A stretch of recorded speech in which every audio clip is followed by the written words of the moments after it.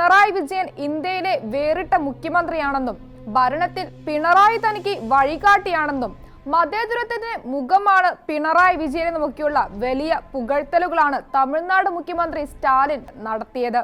തിരിച്ച് മുഖ്യമന്ത്രിയും പാർട്ടി നേതാക്കളുമൊക്കെ വലിയ സ്തുതിപ്പുകൾ ചൊരിഞ്ഞാണ് സ്റ്റാലിനെയും അവിടെ നിന്ന് യാത്രയാക്കിയത്.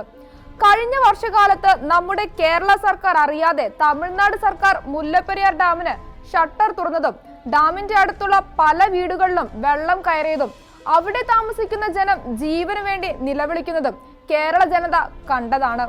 കേരളത്തിലെ ജനങ്ങൾ ജീവന് വേണ്ടി വാവിട്ട് നിലവിളിച്ചിട്ടും അന്ന് തമിഴ്നാട് സർക്കാരിന് ഒരു കുലുക്കവും ഉണ്ടായിരുന്നില്ലെന്നത് ഇവിടുത്തെ ഭരണാധികാരികളെ പോലും ചിന്തിപ്പിച്ച കാര്യമാണ്. 100 വർഷങ്ങൾക്കപ്പുറം പണിത മുല്ലപ്പെരിയാർ ഡാമിന് യാതൊരു ഭീഷണിയുമില്ല എന്ന് ആരെങ്കിലും കരുതുന്നുണ്ടെങ്കിൽ അത്തരക്കാരോട് ഇവിടുത്തെ സർക്കാരും ഭരണകക്ഷിയുമൊക്കെ യോജിക്കുന്നത് വളരെ അപകടമുണ്ടാക്കും. CPM-ഉം സ്റ്റാലിനും തമ്മിൽ രൂപപ്പെടുന്ന ഈ വിശാല സഖ്യം എന്തായാലും കേരളത്തിന്റെ താല്പര്യങ്ങളെ ബാധിക്കുമെന്നത് തീർച്ചയാണ്.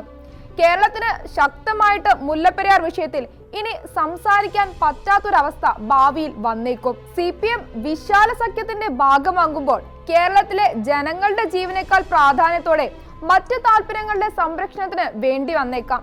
അതിനുവേണ്ടി ചില അഡ്ജസ്റ്റ്മെന്റുകൾക്ക് അവർ തയ്യാറാവുകയും ചെയ്യുമെന്നത് സ്വാഭാവികം. അതായത് സഖ്യത്തിന്റെ താല്പര്യങ്ങൾക്കായിരിക്കും കേരളത്തിന്റെ താല്പര്യങ്ങളെക്കാൾ കൂടുതൽ പ്രാധാന്യം. ഈ അപകടത്തെ കേരളത്തിലെ പൊതുസമൂഹം തിരിച്ചറിയണം.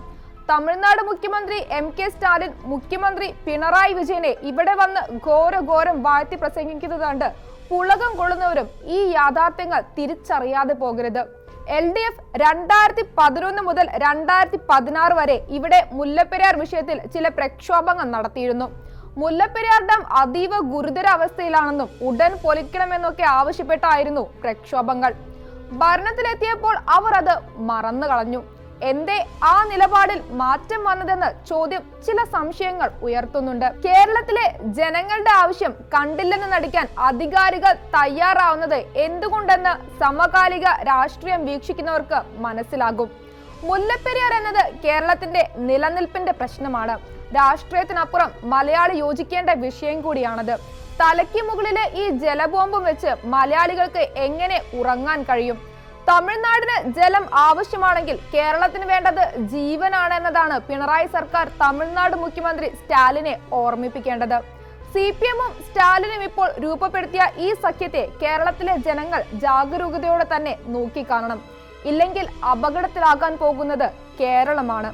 കേരളത്തിലെ 5 ജില്ലകളിലെ ജനങ്ങളുടെ ജീവനാണ്.